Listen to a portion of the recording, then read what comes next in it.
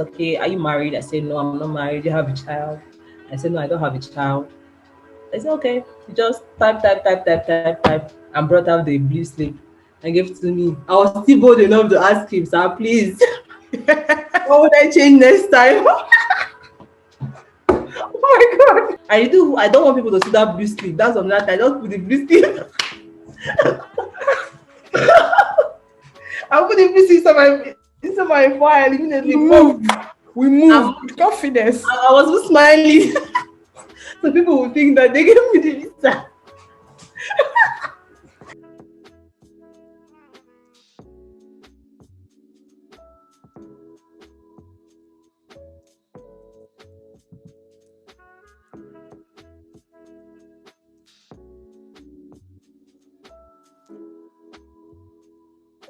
I prepared. In fact, see my file. When Valerie showed me a file one time, you remember you showed us a file?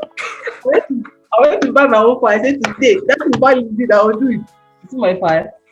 Exactly. That's the case file. So I bought my file, I arranged my things because the file has a logo, a tag, you have to tag like this F1, F1 from F1 and all these things. So I tagged everything together. And then You're a very good student, by the way. you see, so I did everything like that. You know, I've not said my challenges in terms of I understand. We're coming there. so I did that, and I was really prepared. I was really rehearsing. You know, you said you should go to the mirror, you talk to yourself. I did all those whole things, and then I had no. It was very difficult this period to get a date from Nigeria anyway. Yeah. So I was on internet 247. At work, I'm in internet. Every time I'm in internet, checking it for a date. And behold, God granted me a date, 23rd November 2020. I went for my first interview. When I got there, to cut all the long story short, all those were preparations. We want to hear all the story. We want to I hear should the story. when I got there, so prepared, with my file. So that part was high. With your big file. No, all this is not by power, I swear. It's not by power. It's by both humility. Were you going like this? Oh, like it's your father's house. I don't want to laugh because I was really prepared. Wearing my pants, like my trouser, plain with sky blue shirt. Nakam. My flat shoe. I'm sure you bought them. They were new. They were very new now. I don't use old ones. I know. I even did my hair straw. Your hair, I know you did it. Packing gel or something. No, straw coil. The one that made me look like I cut my hair. So I would look like a student, like a serious student. So when I got there, my interview was about 7:30 that morning. But it was 8:30, but they rescheduled me for 7:30. I was like, this is what they rescheduled me. They want to finish giving people, they want to give this in the morning.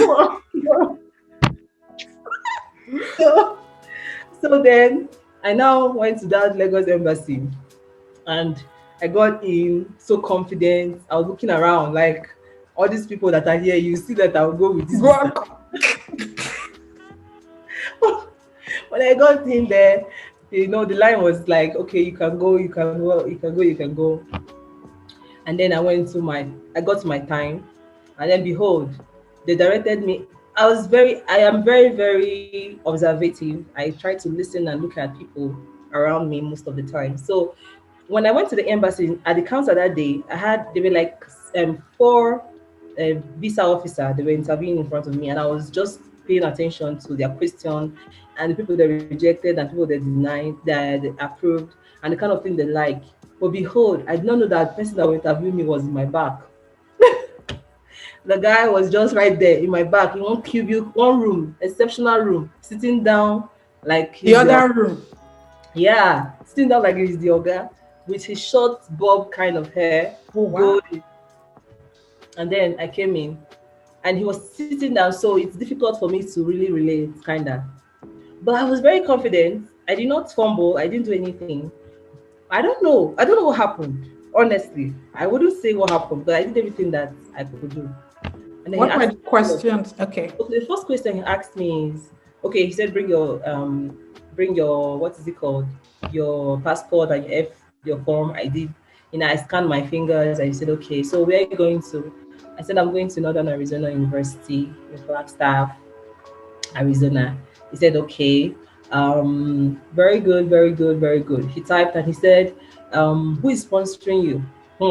The first this interview, my cousin is sponsoring me. You know what I mean, my cousin now. Make we no go further. Yeah. Those relative cousin that is not really your I cousin in terms understand of now.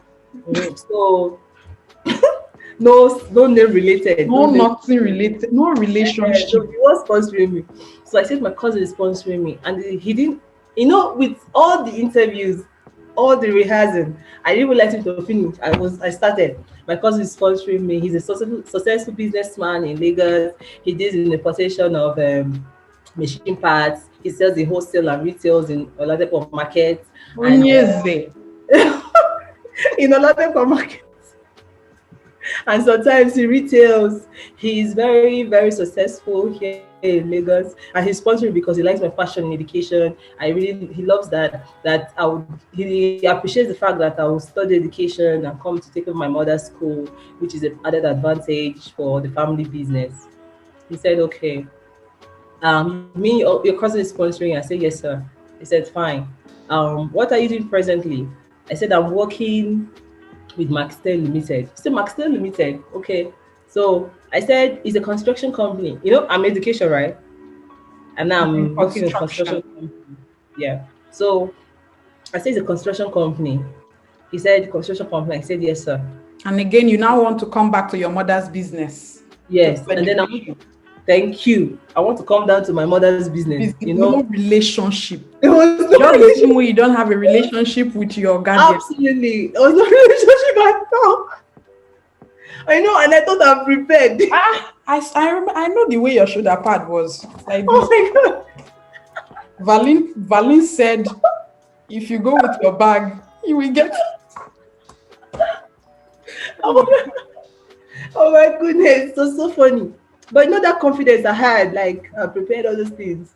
So and in my application, my DS 160, I put that I actually paid 30,000 naira monthly, okay, at my place of work. So and then he asked me, okay, so what course are you going for? I told him the course I was going for school counseling, counseling education, school counseling as my major. He was okay, are you married? I said, no, I'm not married. Do you have a child? I said, no, I don't have a child. I said, okay. He just type, and brought out the blue slip and gave it to me. I was still bold enough to ask him, sir, please, what would I change next time? Oh my God. What would I change next time? I said, go ahead and go read that blue slip. I said, okay, sir, thank you. At that point, I wanted to offend, but I said, no, you just have to walk away from here. And then just go. I was so confused. I was so perplexed. Like, I was devastated. Like every dream you've had since how many years just crumbled like that, just 1 minute. Yeah. And I wish I did something different like that. So I just came out. I don't want people to see that blue sleep. That's on that. I just put the blue sleep. I put the blue sleep into my file immediately. We move with confidence. I was smiling. So people would think that they gave me the visa. Anybody that has been in this shoe can relate, I swear. Because the moment they deny somebody their visa, you will know. If the person was ginger, the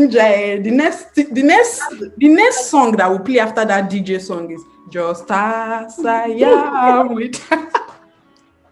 Oh my God. But honestly, in your case, after that ginger, then you now started playing. Yeah. Shebi, you be down for driver. Honestly, I'm feeling a bit hit now. So at that point, I went home and I was still dreaming of my life, but I didn't give up. I didn't give up actually. So many Nigerians don't give up that easily. That's why I like us with the Yeah. hustle. Yeah. Africans with the hustle well. So I didn't give up, but that money was going to get another MRV fee was really 62,400 was really, can you do this? Do you want to do this again? But I decided to take a second chance. So I did take a second chance, but I was asking myself, even with our group, that's the same group, the SAME group. Yeah. I tried to understand. I even tried to chat up with some people. No, People. seriously, the group is a very wonderful family, you know. So someone like Ruth in the group, I don't know if you really I know know Ruth. root. To me, Yeah. we're chatting real private. People Yeah. cannot tell you what you did wrong and what you didn't do wrong. So Ruth was really of so much help to me and to me as well. To me was telling me the next time you will get it, that prophecy. And I say, Oga, and the truth of the matter was Timmy O was coming next week. Getting So on that just day. cut you short, please. In case you are not a member of the Telegram group, you are hearing it from you. She's drinking. She's drinking Bali. No, no, no, no, no, no, no. You can't do this to me. You just got here 2 days ago now. Auntie, respect yourself. Respect yourself. Volume, please. No, no, no, no, no, no. I'm not taking coffee. Yeah. Let me drink my own too. Oh my god. It's really funny. Now we can talk. Mm-hmm. So if you're not a part of our Telegram group, please, all you have to do is hit the subscribe. You see the way you have confused me. Please check the description down below and you see the link to the Telegram group and click on that link and join, and you'll be told everything that you need to do going forward. Not only will you have a one-on-one relationship or session with me, you create your own family. You meet different people that are trying to get the same thing like you, which is very important. People that you can actually tell, oh, I've been denied, and they will not judge you because they are in the same process. Imagine telling this to somebody, your friend that you have not told that you're even traveling abroad before. Yeah. Who will listen to you? When they see you down, you just tell them somebody broke my heart, because you can't actually tell them the main truth. So sorry to cut you short. Okay, no hala. So Timmy was encouraging and Ruth was encouraging and And some other guys, people. sorry for the noise that you can hear just now. They are trying to clear the dirt outside, so that's why you can hear a lot of noise. So I think I'm going to, I hope that they are able to do that very soon, but I hope that you guys can hear us. So let's continue. So they were very encouraging and I started chatting up with them. And then Timmy was like, okay, tell me what you answered when they asked you the course, the reason why you want to do the course. And then I answered to me and he said, no, you need to make this thing very emotional. You need to make it very emotional. Link it to something that is you. So I now came up with a story like, oh, I was bullied when I was in secondary school, and when I was bullied, I wanted to give up from school, and my dad encouraged me and told me the reason why I shouldn't give up, and he told me how he regrets giving up on schooling, and because of that my passion for education grew out of that, and I started trying to help children in that environment through their war times in school, and that's really continued to grow. I've actually done my undergraduate degree in education, and a degree in counselor education would give me the necessary skill I need and equip me with the necessary ideas I need to help more children in my society. So to me, it was like, yes, you got it. That is the dream. That is it. That is it. And I was like, God bless you. And then after everything, I finally got a date. That was 6th of January. Out of all hustle and tussle. And it's really so nice that in the group, it's like, hey, there's a date available. Exactly. Go and check the date. And I People went, just like, I just checked. So there's a date in Abuja. There's a date in Lagos. So Lagos, go and check. And then you can always say, please, if I'm not online, please flash me. Because, yeah, TV will flash me. Or you go and check it now. And then thank God I actually got 6th of January. And then when I got 6th of January, I started rehearsing again. I started trying to connect the dots, what I actually misplaced the last time. Because my story is that my yes. mom has a school that I'm wishing to come back and assist with so many things, especially in school counseling and other private school around my community. So I wish to get a master's degree in counselor education to assist me with that. Get. to equip me the necessary skill I need, the knowledge I need to go through that path. So, but then I'm working in a construction company, Abby. So it doesn't go well. So I tried to see if I can connect it. So what I did at that point is there's a place where you have to write your what your work is in the DS-160 form. I actually wrote that I am a an educational research assistant. I researched on the environment of education in my society, in my community. So that's like an aspect of the construction. Like my company, they're really interested in education, environment of education around my area. Do you get? And I fit into that position to assist them because I actually love education. I want to do this research. So that's how I connected it in my second interview. So then my fees that was stated that I actually got paid 30,000 monthly. Down my down there after I finished stating my work, my duty, I said the the stipend 30,000 naira did not include my accommodation, transportation, and house allowance. Bam, that's what I did. So it kind of boosts up what my activities were around my company, and that's really helped me to connect everything to get. And then my cousin did not sponsor me anymore. Who sponsored me now was my guardian. And I tried to understand, I tried to connect the fact that my guardian is sponsoring me. He hasn't sponsored, of course, but for me, I let that one go. My guardian is sponsoring me, has sponsored me through my undergraduate days. Oh my God. And Molly, which kind of wahala be this now? What are they hungry you? Oh god. All right, so my guy has been sourcing me through my undergraduate days, and he actually has interest in education, but he's an architect, and he feels that I am a very good candidate to execute his dream in education. So right now I'm working with him, trying to, because he's an architect, he's dealing with the environment, and he has worked with government of education in Abuja. So he's really going through that process, and I'm a very good candidate for him to invest in, knowing that I'll come back here and do that. So that's how I try to connect everything. Same group is wonderful. Yeah. Me helped me, and Ruth too. Oh, Ruth, she actually assisted me to. She asked me really good questions. Because I've had a conversation, I've interviewed, I've talked with Ruth before, so Okay. you And she understand the asked whole me process. questions. I was asking myself, no, girl, you're not prepared though. Ruth interviewed me 2 days to my interview. And that 2 days to my interview, I told myself that, see, you're not prepared. Like she even said, you have to your confidence level, the way you would stand, what you would do, how you pose, and all those things. So I just went back into my research and started googling, what shows that you're confident and all those things. And I was really lucky to have all these things come together with my preparation. So this is my second interview now. Exactly. So now we're going to be talking about your second interview, because the first interview you were denied. Yes. Now, with your denial, you didn't just give up. You said to yourself that,